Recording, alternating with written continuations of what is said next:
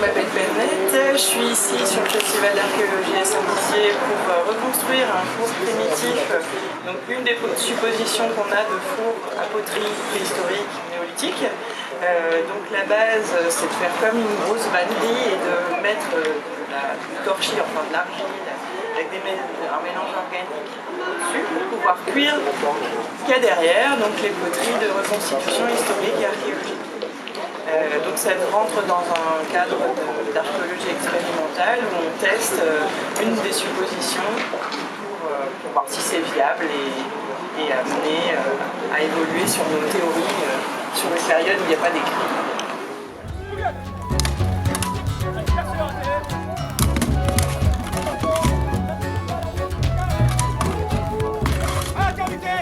Nous appelons ACTA, nous sommes une société, nous sommes professionnels. Nous travaillons toute l'année avec des groupes scolaires ou sur des sites archéologiques pour présenter les gladiateurs, pour présenter le combat des gladiateurs. Notre but, c'est de faire de la recherche, essayer de retrouver les gestes associés aux gladiateurs, retrouver comment les gladiateurs combattaient dans l'Antiquité. Pour ça, on fait de la recherche avec des archéologues et des historiens et des sportifs. On essaie de retrouver les gestes et pour en vivre, on présente ces spectacles-là à des scolaires, pour du grand public, sur des week-ends comme ça, Saint-Dizier ou partout en France. Merci. Allez, 1, 2, 3, 4 et 5. On peut applaudir, messieurs. Sur les lampes à huile, les fresques, on la voit bien, cette arme bien courbée ici. Et cette courbure d'arme va servir à contourner ce bouclier courbé. Il y a toujours un équilibre entre eux. Ça touche pas, on est sur le casque. Intermittent.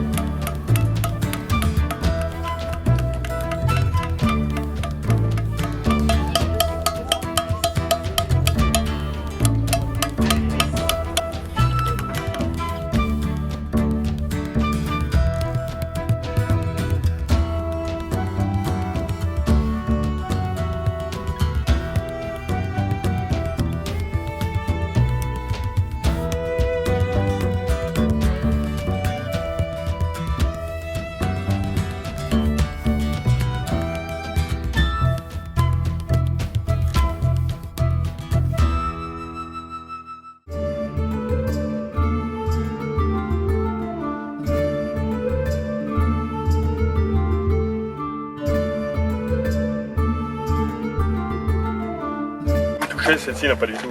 Ah oui, c'est vrai. Donc là, c'est de la jute. Bon, alors pour attacher des sacs, des choses comme ça suffit amplement. Mais si on veut une résistance mécanique importante, ça ne va pas aller. Je repasse à l'intérieur de la corde en recroisant.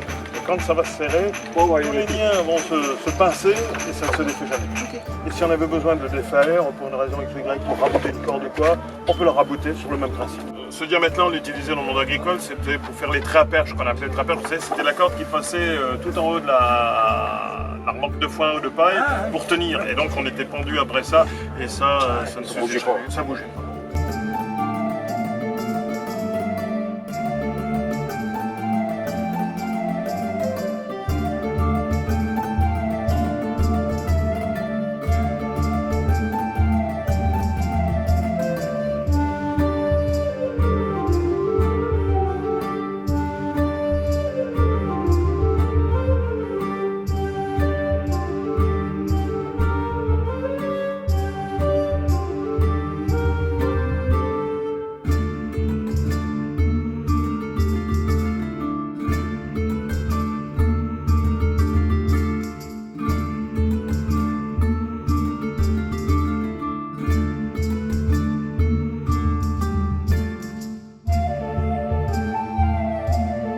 Donc là, je suis en train de sortir la laine. C'est de la laine qui a été teintée avec des fleurs de genêt. Donc on va avoir une couleur assez jaune, un petit peu nuancée de vert parce que j'ai fait la teinture dans un chaudron en cuivre. On va toujours teinter un petit peu en vert. Voilà. Donc là, j'ai plusieurs écheveaux. Quand j'en aurai suffisamment, je pourrai les monter sur un métier à tisser pour pouvoir me faire un vêtement.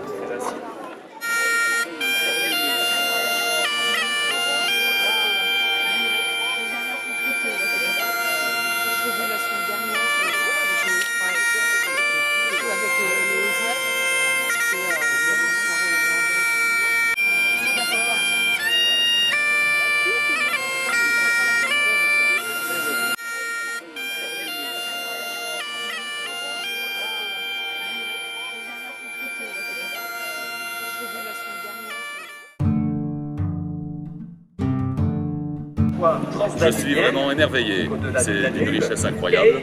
On a des gens vraiment spécialisés dans l'histoire, dans la reconstitution, qui en connaissent vraiment un rayon. Et on a le beau temps surtout, c'est merveilleux. Beaucoup de monde également, et je pense que tout le monde est intéressé.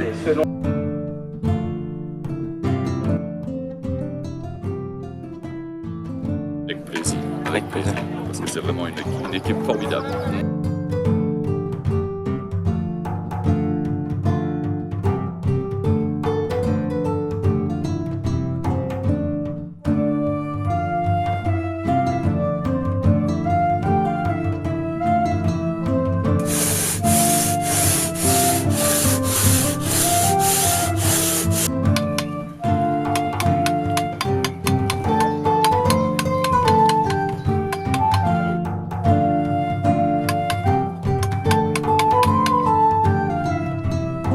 Cet atelier, c'est une reproduction d'un atelier de fabrique de monnaie, frapper des pièces. Là, toute la journée, on fait fondre de l'étain dans du feu. On va ensuite couler dans le moule pour obtenir des flancs monétaires, une petite galette lisse de métal. Et ensuite, on va donner un motif en la frappant d'un seul coup entre des coins monétaires qui sont gravés en négatif. Les motifs sont imprimés au préalable. À l'inverse. Et voilà, donc là c'est un autre motif. Ici vous avez un visage de profil avec des volutes, des décors celtiques abstraits assez typiques. Je suis un Gaulois 1er siècle avant, donc je vais utiliser l'intégralité des matériaux qui sont à ma disposition. Donc j'ai mangé toute la viande de mon cochon, j'ai utilisé la peau. Maintenant il me reste les os. Qu'est-ce qu'on va faire avec les os? Au niveau du Gaulois, sur cette table, vous avez des perles, pour pouvoir faire des colliers, etc. avec notamment de la corne. Là c'est les dés gaulois. Les dés gaulois c'est 4 faces et non pas 6 faces, ce sont seulement à partir des gallo-romains qu'on a les dés qu'on connaît aujourd'hui. On a juste besoin de le limer de temps en temps et on peut arriver à faire des trous. fait à une période qu'on appelle également âge du fer. Et c'est pas pour rien, c'est parce qu'il va y avoir un essor dans la production des objets en fer, que ce soit pour la partie agricole avec les pots, les faucilles, la charpenterie maritime qui ne peut pas se passer des clous finalement, ou encore l'armement comme vous avez pu le voir là-bas. Et vous avez le foyer qui est ici, qui est alimenté par une cuillère et le soufflet qui vient apporter l'air pour alimenter le foyer en oxygène.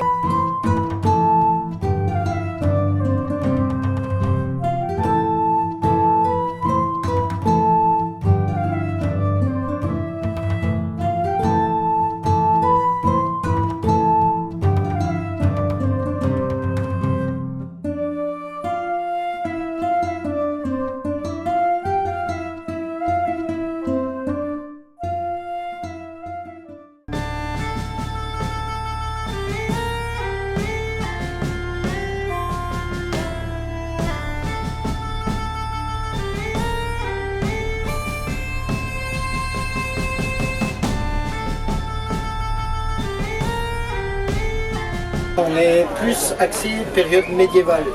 Justement, tout ce qui est métier, travail du bois. Donc du coup, quels sont ces principaux métiers du travail du bois? En fait, c'est déjà le bois, il faut le sélectionner en forêt. C'est un marteau bien spécifique qui nous permet de faire le toquage du bois.